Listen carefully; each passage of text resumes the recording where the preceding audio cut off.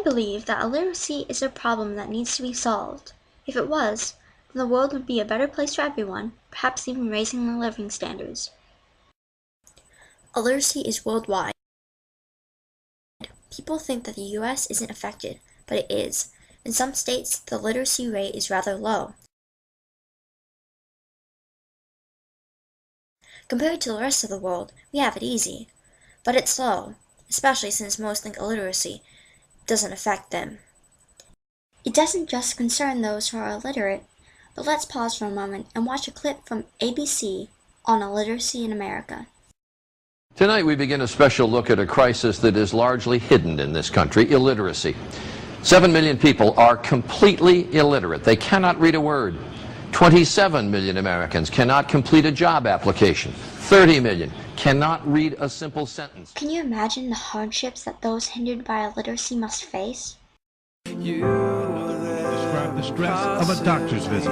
It paralyzes your thoughts completely to think that you may say something or something is put before you to read and you can't read it.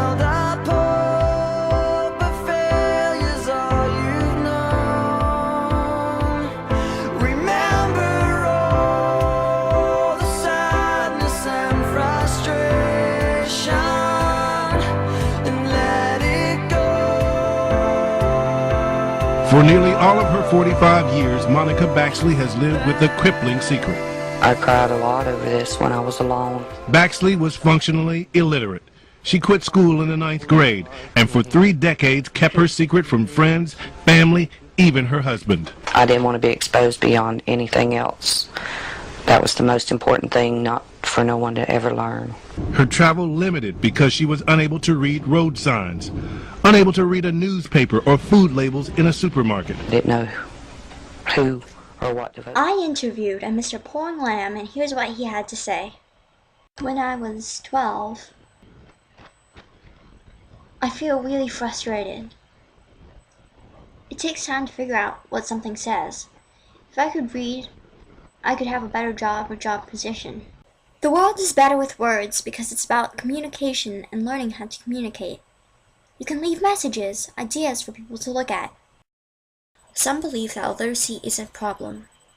Scott Douglas, in his article, "Is Illiteracy So Bad?", which is incorrect in capitalizing the so, said, "Reading can be boring, suggest ideas about how to destroy things, and give voice to people who shouldn't have one, in addition to a platform to voice that voice." He points out that books take up quite a bit of space, and that libraries could be put to better uses, such as fueling the attention deficit by showing 5 or 10-minute slices of entertainment to prevent wasting patrons' time, or worse, boring their minds. Douglas proposes getting rid of words and replacing them with graphics to provide fulfillment.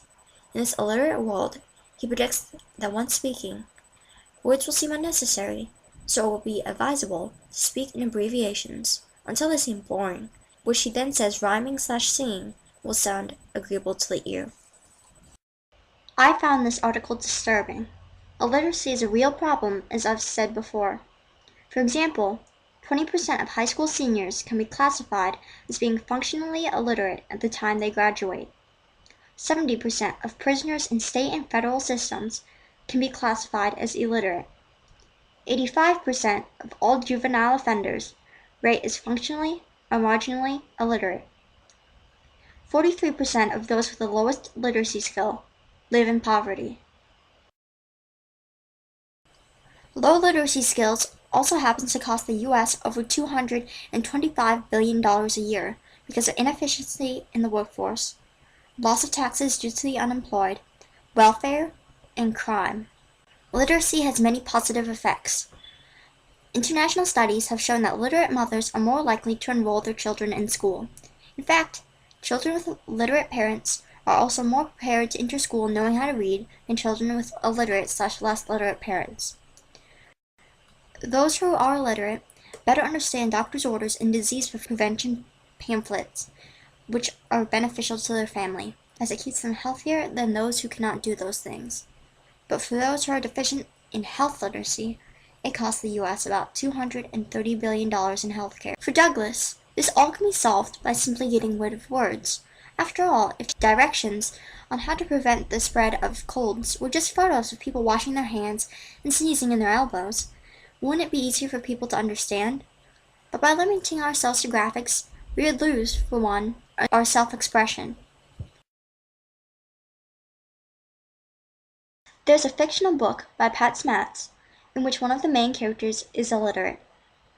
Travis is a teen who's managed to keep his grandfather and most others from figuring out.